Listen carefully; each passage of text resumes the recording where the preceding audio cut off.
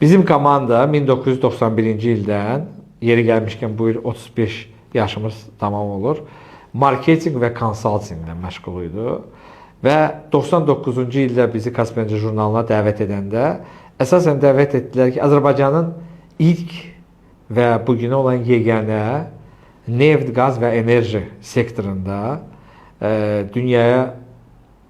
dünyada yayılan, aktiv yayılan jurnalıdır Kaspenci jurnalı. Və bu jurnal öz fəaliyyətini başlayanda biz cəmi bir illik müqavilə imzalamışdılar bizdən ki, biz bunu tanıtmalıydıq, PR-ını, marketinqini təşkil etməliydik. Amma bizim üçün çox maraqlı oldu və böyük bir şans oldu ki, biz ilk buraxılışlardan Azərbaycanın dostu olan və Azərbaycana çox pozitiv münasibəti olan Gürcüstanın prezidenti Eduard Şevarnadzenin müsahibəsini aldıq.